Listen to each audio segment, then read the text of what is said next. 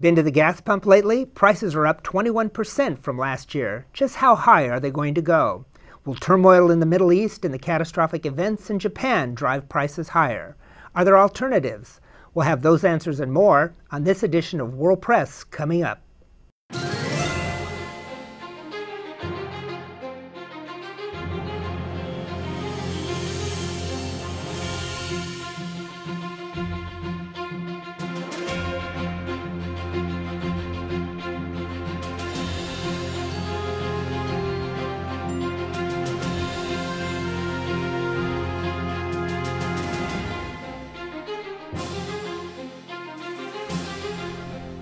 Welcome back to World Press. I'm Tony Fellow, Chair of the Department of Communications at California State University, Fullerton.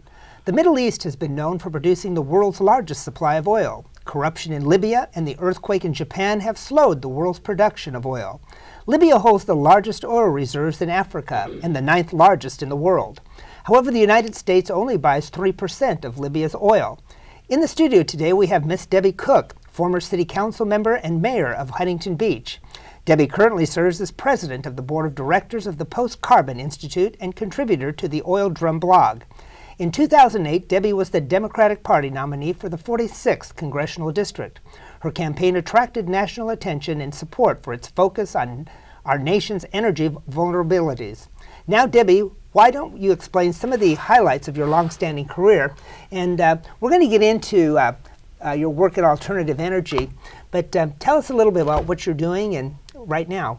Well, actually, I got interested in energy in 2000 when I got elected to the City Council, and we were just entering those first blackouts from the Enron disaster, where they were, scamming California for its electricity.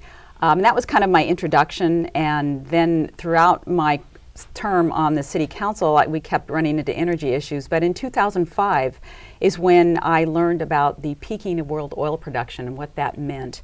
And that is what kind of set me off on this incredible journey of learning about energy in all of its forms. And that's a good introduction. What does it mean? Well, peak oil, and some people get rather defensive when you talk about peak oil.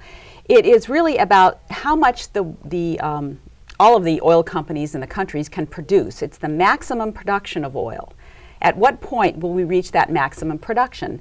Now, in the United States, we reached that maximum production in 1970. A lot of people don't realize that we started to decline in oil production after 1970, despite the fact that we brought Alaskan oil into production, and despite the fact that the Gulf of Mexico started delivering oil.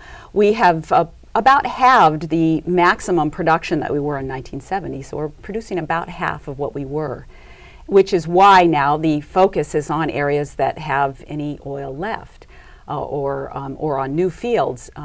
What are those areas? Well, they're difficult to produce. There are areas that are extremely deep, like in the Gulf of Mexico, in miles and miles of ocean water, very technologically challenging, high risk. And so we're now bumping up against the limits. And in fact, we've been on a plateau of oil production since 2004.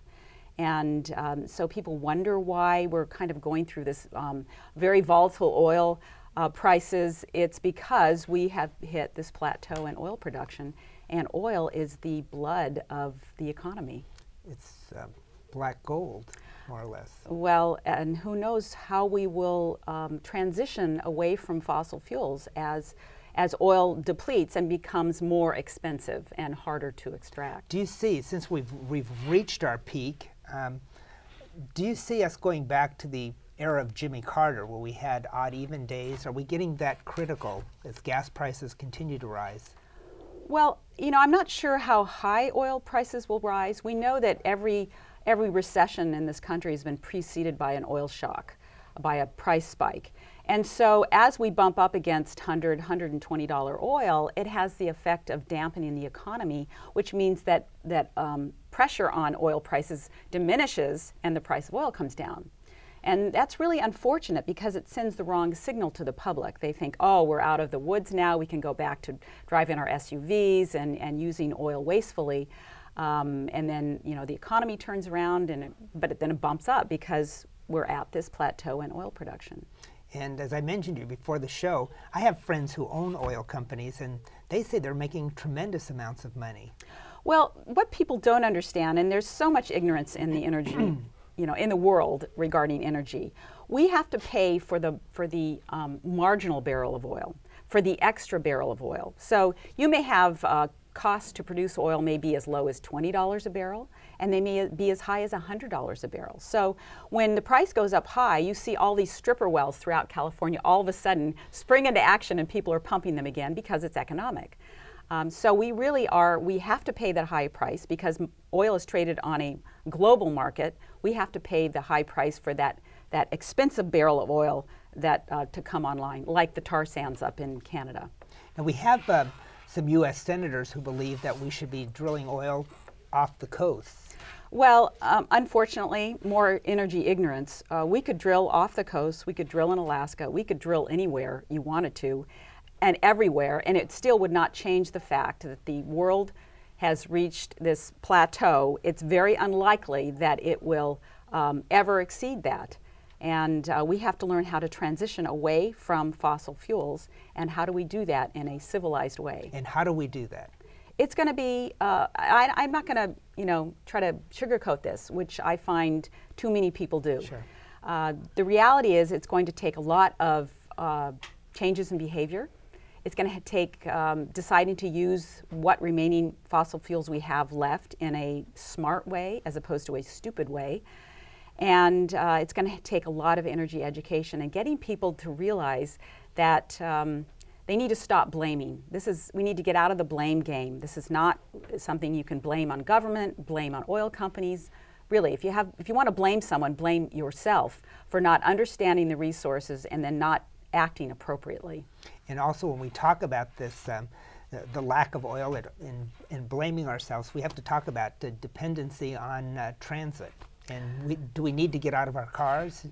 We will get out of our cars, whether we like it or not. We will get out of our cars, and it's a shame that we have not built transit the way we should have. Now, back in the 1920s, Southern California had the largest transportation system, red car line, in the world.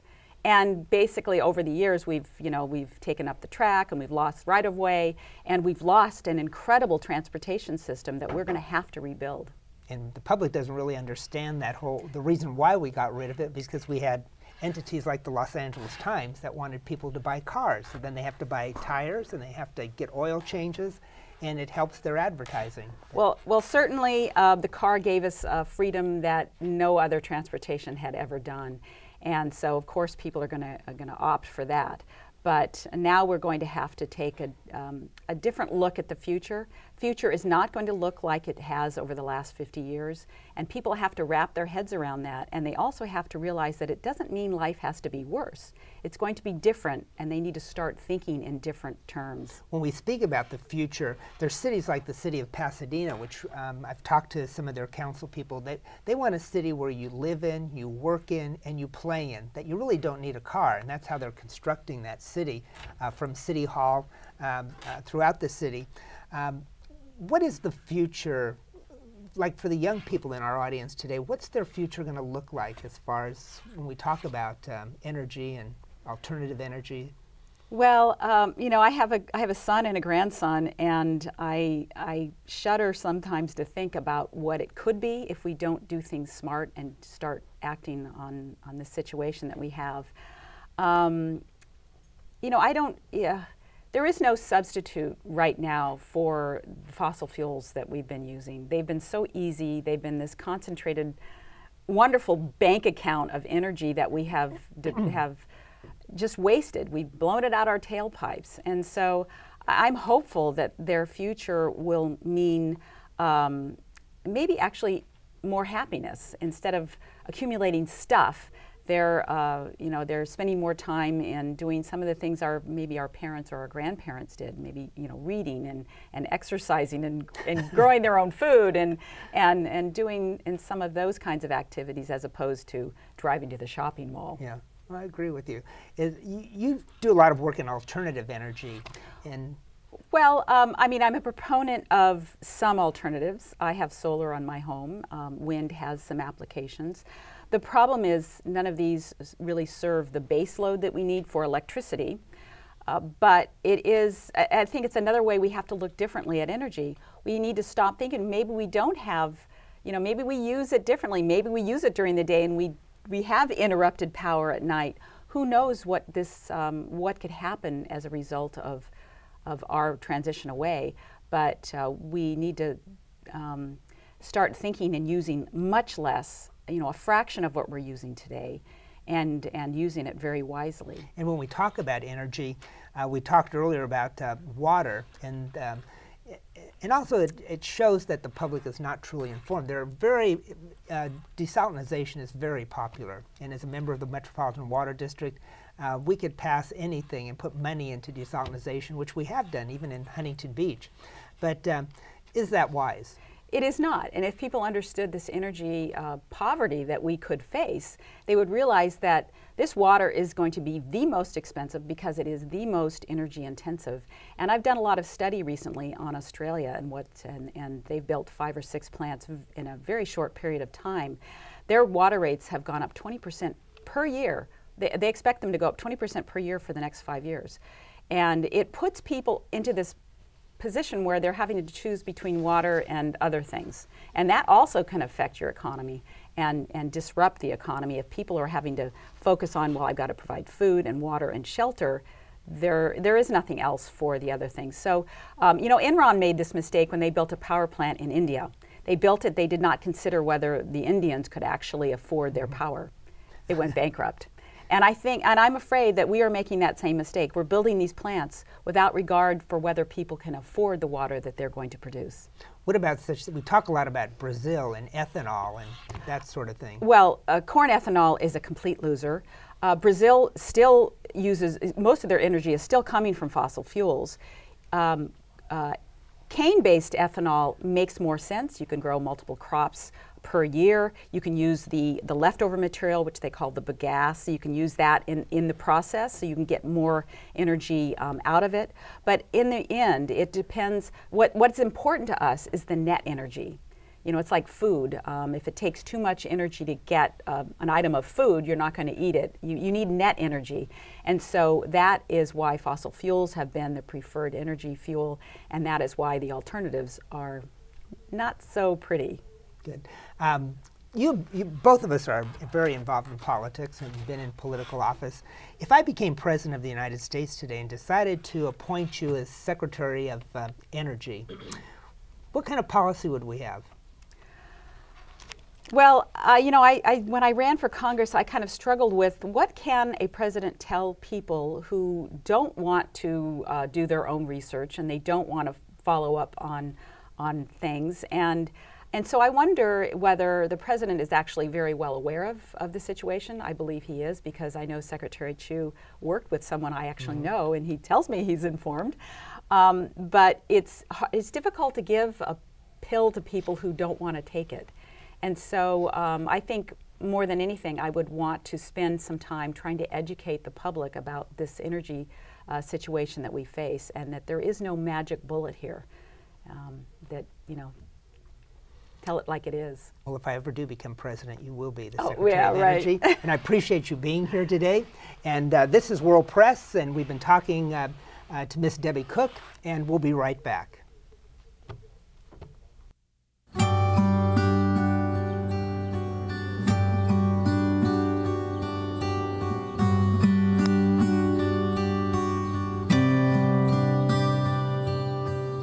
The odds of a child becoming a professional golfer? 1 in 140,000. The odds of a child being diagnosed with autism? 1 in 150. You know the odds of autism. Now learn the signs. Go to autismspeaks.org. Dimes are shiny and round. Nickels are also round. Dollars are not round. Dollars are rectangles. What can I buy with 2 rectangles? A bus ride. You're right. Good job, honey. When you talk with your child, you build vocabulary, and learning starts long before school does. For more tips, go to bornlearning.org.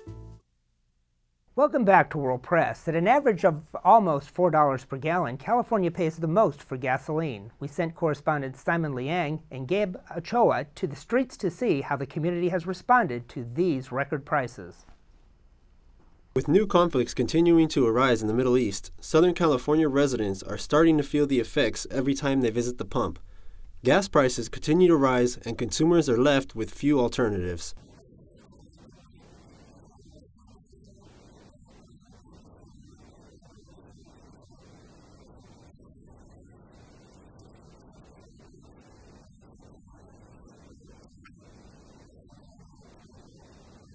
Current average price of a gallon of gasoline is nearly 76 cents above just a year ago, and with the price of crude oil now at $103 a barrel, economists say oil prices are going to test new levels not seen since 2008, and gas prices are going to continue to rise. Public transportation is an available option, but not feasible for all in the workforce.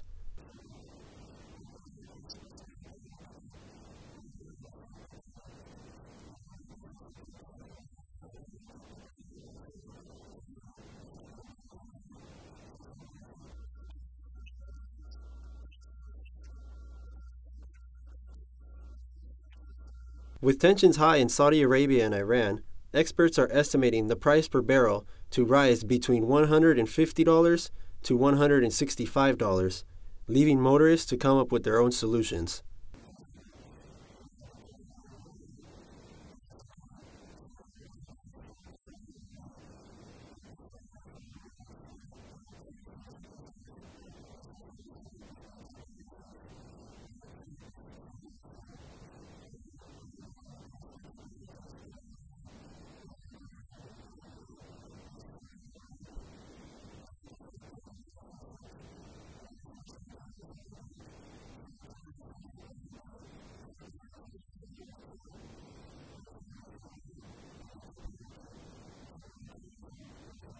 With protests already successful in Egypt and Tunisia, combined with the United States bombing of Libya over the weekend, oil prices should see a steady increase. Economists say for every $10 rise of a barrel of oil translates into a 25-cent increase in gas prices, which tears more than $25 billion from the U.S. economy yearly. And with Saudi Arabia and Iran producing more than 17% of the world's oil, a conflict could produce a widespread economic strain.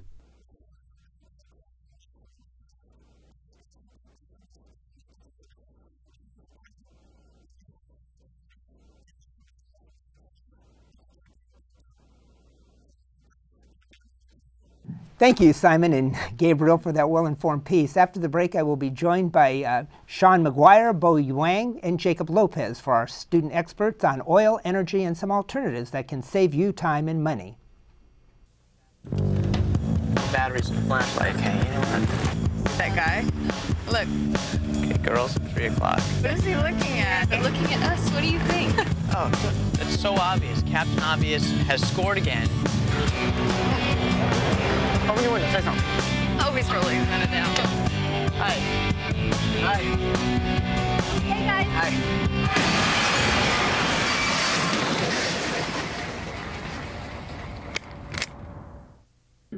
Welcome back to World Press. Today we have correspondents Sean McGuire, Bo Wang, and Jacob Lopez with us, who are going to talk about oil and energy and the events that are happening overseas that have an impact on these two entities. And we're going to talk about alternatives to energy.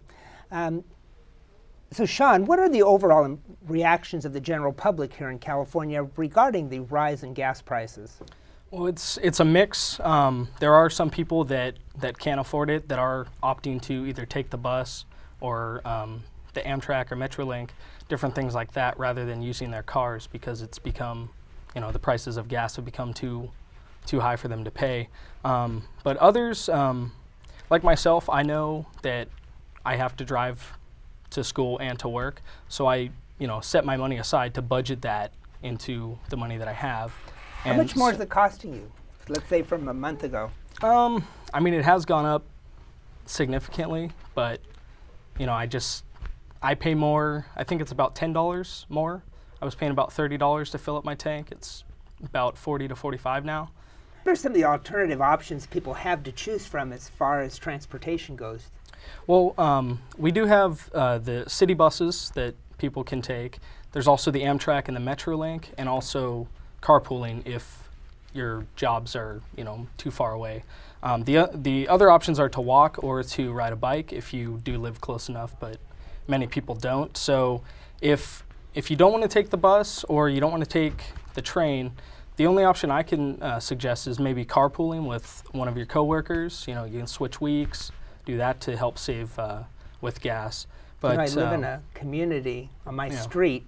We have an elementary school, and every parent drives their kid to school. It's like maybe it's not even 10 minutes. And it's amazing because I find that the kids are getting bigger and bigger instead of walking, and they clog up the streets and take up gas. And I don't know. What are some other tips you have for us? Well, some of the tips I found to help us save money if you're looking to do that. There's a website you can go to, gasbuddy.com, and you can also get it as an app on a smartphone. But what you do is you'll type in whatever city you're in or a zip code, and it'll give you a rundown of the cheapest gas stations in the area, which gas station is. It'll give you the address, and it'll just do like a list of that, and you can actually plug it into your GPS, and it'll actually take you there through your smartphone, or it'll have the address on the website. Other tips: if you drive gently, if you accelerate too fast, or you're speeding and driving very aggressive, that wastes gas. You want to stick to the speed limit. For every 5 miles an hour you go over, it's said that you're actually wasting 24 cents to the gallon for every 5 miles an hour over 60. Lose extra weight, meaning if you have extra stuff in your car that you don't need, sports equipment, gardening equipment, things like that, get it out, because that's actually weighing the car down, and it's making the car use more gas to accelerate. You also want to use cruise control if you have it, and avoid idling. Some people like to warm up their cars. I've found out that it's actually doesn't really do anything anyway, so you're just wasting gas idling. So those are some of the tips that I have. I wonder what impact it would have on grades if young people just didn't go out and stayed home, read their books. And I wanted to ask you, how many times have you taken the bus, or do you take the bus? I actually live down in Dana Point, so commuting to school is tough for me. So I do have to take my car, but to get around, if gas prices keep rising, I'm probably gonna have to start taking the bus or bus or the train. So I've always I'd rather walk than to take a bus, even if I could walk all day. Even in school, I had to take the bus, and my parents used to get mad because I would walk instead. It would take an hour, but I'd rather be outside. I can't stand buses. Okay, Bo, thank you for that report. Let's turn to more international issues. And how does the tsunami in Japan affected oil prices? Yeah, the Japanese economy is the third largest in the world. So anything happen to Japan gonna affect the world oil price. This country is strange. 85% of their energy depends on import, and 99.7% of oil depends on import from other countries. And Japanese oil usage is 7% of the whole world uses of oil. And I believe on the third day of after the tsunami, the world oil price is dropped to 2%. But that's not the problem. At the same day, it's come up again. I think for the future, the world oil price for Japan this side is gonna drop by obeying the law of demand. Japanese are not gonna use too much oil because the Honda, the Toyota, Nissan, they closed 22 factories at this time. But later, when Japanese want to rebuild their homeland, the usage of oil will go up again. And that is how Japanese affect the world oil price. Good, thank you. Bo, you're from China. Yep. And China has more cars now. Yeah. What's going on in China as far as oil usage, and how does it affect the global outlook of oil? I think when I go back 10 years ago, we don't have personal cars. We don't drive. Our household don't have the cars. But right now, more and more Chinese people getting richer and richer. Yeah. By the way, China is the second largest. We just beat Japan. I'm happy about that. And a lot of families can buy the cars, and yeah. So China has more cars. That means oil usage in China will increase. Right now it's 6%. It's slightly little bit less than Japan, but in the future it will go up really high. Last year there's over 400 million tons of oil that's used in China, and the number is increasing 5% year by year. I remember I was in China maybe 15 years ago, and I was always amazed on the streets that they moved whole houses of furniture on bicycles. Yeah, I did that. It was the most amazing thing I ever saw. Yeah. And it would be interesting to compare the usage of oil then and what's happening now. But China certainly has moved ahead, and it's, as you mentioned, it certainly is a world power now, especially with oil. So thank you very much. Let's also turn to international issues, and how has the tsunami affected the auto industry? Well, basically, the auto industry is hugely affected because of what happened in Japan. Even automakers that are just local in the United States still can't produce their vehicles because of parts that are manufactured in Japan. And all of the factories, all of the plants in Japan have either completely stopped or have slowed down dramatically. GM in Louisiana actually has closed down their factory, and it's it hasn't been that long since they stopped. So by me saying that, it goes into people wanting to buy the cars that are hybrids, cars that are made Japanese manufactured, and they can't afford them right now because the prices are going to be going up, and they can't even purchase them because we don't have enough being manufactured. So the only options that are out there are the cars that are out, and we have their trucks, and we have SUVs, and it's just greatly affected by that. I mean, there's no electricity because of everything that's happened, so that shut down the plants, and it's just it's been a ripple effect all throughout the nations, not just here and in Japan. Good. Debbie Cook was here, and she talked about this whole notion of base load and the use of alternative energy. And what's your take on this? Well, basically, right now, I think most people are looking at solar energy as the next energy that's going to take the place of oil. But I think very few people are paying attention to geothermal energy. And what geothermal energy is it uses the power of the earth, the heat that comes from the earth. We drill down into the earth's core, or as close as you can get, and you use the heat to create steam, and that powers turbines. And that actually can withstand like the base load that she mentioned earlier that oil can do, because the thing with wind and solar energy, it's only used partial time. I mean, you can't always be getting solar energy. So with geothermal energy, it is a constant. It can always be used. But the only problem with that, and the reason why it hasn't gotten so popular, is because it's only used in the areas that are considered the Ring of Fire, which is California area, Japan, that whole area that are greatly affected by earthquakes. That's where you can tap into that resource the easiest. So it can't be completely used throughout the world yet, but it definitely can be used in areas like here that we can use that resource, and it would save us from the things that are happening in Japan with the plants there, with all the stuff that's happening. I think it would be the safest alternative and like the most useful alternative, and it is already being used. It's just not that popular yet. Good. Do you know, since I have you all here, Debbie Cook talked about the future and how it's going to be different, and certainly different from my generation. Though my generation had to put up with odd and even gas lines with Jimmy Carter, and you couldn't buy gas on the day it wasn't your turn. Are you prepared to have a different kind of future? Do you agree with the things she said? Will you be participating in some of the things that she talked about? I definitely see that happening. I know that more people are starting to ride their bikes because a lot of people can't afford it, but I definitely see myself being able to spend more time at home, spend less time doing road trips. Although it is kind of hard because my family does live quite a distance from me, that I do have to drive to see them. But I can see myself staying home and doing more things around that are going to save me from having to commute all the time. So. And you said you would take the bus, and you willing to do something new? Yeah, I want to ride bike because I always do that in China. Okay, good.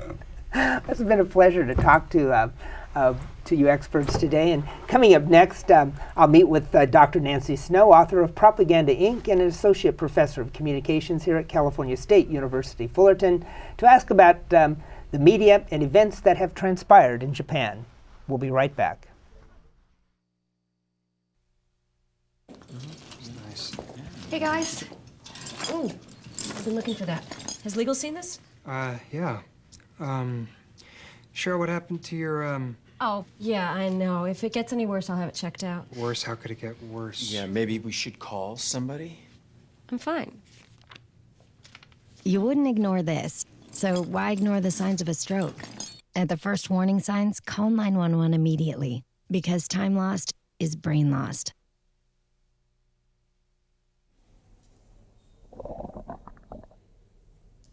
Sounds like you could use some Van Gogurt. It's fortified with arch-rich nutrients to improve your math and reading skills. Catch! Van Gogurt, thanks. So what's the deal with your ear? Always with the ear, huh? Feed your kids the arts. For 10 simple ways to learn how, visit americansforthearts.org. We continue this edition of World Press with an interview with Dr. Nancy Snow, an associate professor of communications at California State University, Fullerton, and author of Propaganda, Inc., to get her views on the effects of media and oil in Japan. Joining me today is my colleague, Dr. Nancy Snow, professor of communications at California State University, Fullerton, and author of numerous books, including Persuader-in-Chief, Global Opinion, and Public Diplomacy in the Age of Obama, and Information Wars, and Propaganda, Inc. Thank you for joining us today. You're welcome. It's been quite a few weeks with Egypt, with Libya, Tunisia, even Iran in the limelight, and now Japan hit by a double whammy, the tsunami and earthquake. And I wanted to talk to you today about the media's job, how they've been covering these events, and have they been doing a good job. What's your first impression of media coverage? Well, you know, I focused a lot on Japan because it included, of course, the possible nuclear meltdown. And I think that we very quickly shifted from the Middle East to the Japanese earthquake and tsunami. And the media, I found a lot of these reporters really putting themselves in the crisis, and they were doing these interviews on the air, like Anderson Cooper, where they were reuniting Americans who were teaching in Japan with their loved ones overseas. So you would see them actually filming them holding up a satellite phone saying, "We've got your parents on the line." And of course, the media, they love these stories where they can reunite people. But it's in an age where we have journalists really as celebrities now. There was also a story on MSNBC, I think it was Chris Jansing, and she was taping them being evacuated from Japan. Some of the NBC crew left. And so she turned that into a news story. And I noticed that in the comments section, one person said, "Oh yeah, another journalist writing about journalism," or, you know, showing themselves doing their stories. And journalists historically, with Walter Cronkite and Murrow, they weren't the focus of the story. It was the story of the victims, or when you think of Harvest of Shame, Edward R. Murrow, of course, just narrating that, but not making himself the focus, talking to experts or talking to the migrant workers. But today, they really have become the centerpiece of celebrity. And they say, you know, I've heard that Edward R. Murrow never went down a bomb shelter during when he was reporting during the war. But today, you know, I was very interested in looking at coverage, CNN's coverage, and I saw Anderson Cooper and Dr. Sanjay Gupta. They were wearing radiation suits. And Anderson Cooper was just enamored with this monitor he had that detected radiation. Right. And, you know, I go back many years ago, and I was aghast when I saw Aaron Moriarty in the first Gulf War reporting on a tank with a gas mask. And you mentioned this whole journalist as celebrity, which came about after Watergate, and the two greatest, you know, celebrities, Woodward and Bernstein, certainly started this. where journalists basically got in front of the cameras. Before, particularly in Vietnam, the soldiers and the military and the government officials would do the reporting, but now it is the journalist out front, and it kind of bothers me. Yeah, it bothers me too, but I think the networks believe that they have to do that. So Diane Sawyer goes over there, Katie Couric, wherever it may be, Egypt, even in Libya, they've got reporters there now who are quick to sort of describe things as they are happening to us, and it makes it very exciting, but I do think that a lot of us are critical of the journalists getting in front of the story. But Anderson Cooper is the best example because when you think of what really made him, pushed him to the forefront at CNN, it was his coverage, very emotional coverage of Hurricane Katrina, where he spoke directly into the camera, and he sort of became the ersatz, you know, the replacement for the public, the outraged public. And I think for this young generation of would-be reporters, they see this as an example of what you have to be. You have to create your personality on the air. But I'm a little old school like you, Tony, in that I do wish that we wouldn't allow Gupta or Cooper or anybody else to get in front of the story, because there are so many stories we know that have yet to be told. That's my biggest gripe, is that when they become the focus, they get in the way of the other stories. That's a good point. You talked about the meltdown in Japan and coverage of that. I heard Rush Limbaugh say that the press really wanted this meltdown because it was such a dramatic story and they wanted to be out there.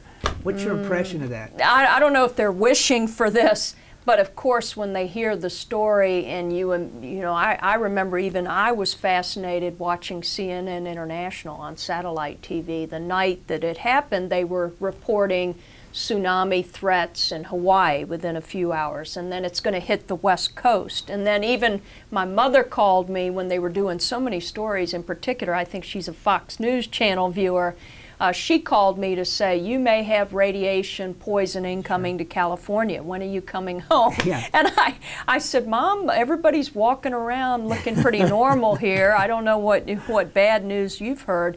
But I think the tendency is to get out front of the story, not always be accurate, use a lot of hyperbole, but at the same time they have on these experts who disagree with each other. So you get this worst case scenario, the China syndrome, like the movie, and then you've got people sort of hysterical with the unknown. And that's really irresponsible reporting. But the idea, it's dead air to say we really don't know. So they just get people on there to fill up that space, and there's a lot of conjecture.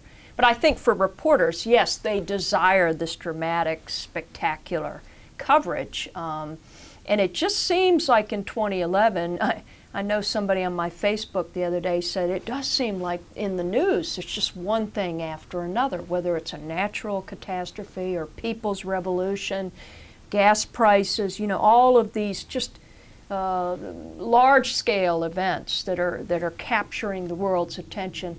That's what journalists seem to thrive on. You know, that's their oxygen. Take off on what you said, this weekend there was the big talk was buying iodine tablets. Oh, exactly. And there's like, that's right. You should have, one guy's saying you should have it in your earthquake kits and that you should be taking it now. And then a doctor came on and said, don't start taking iodine tablets. You want to destroy your health. Yeah, and you know, it lends itself well to a lot of visuals too, which you think of broadcast reporting, you know, Anderson Cooper in the suit and then showing the tablets.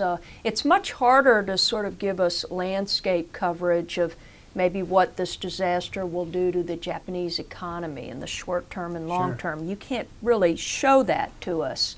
And so they get into these disaster scenarios which they can sort of play out, almost role play, before our eyes. And it has worked because the CNN's viewership spiked. Howard Kurtz was talking about it. It really has paid off. So they all sort of mimic each other after a while, too. And I do have to compliment them. When I tuned in, it was a week ago Thursday, to look at the initial tsunami, those were the most dramatic pictures I've ever seen. I the agree. Waves just Well, I gobbling spoke up about that in the media history class. I said, in watching CNN International in particular, to listen to those journalists initially, go on the air with so much uncertainty and just do an outstanding job in reporting. I mean, that's journalism at its best.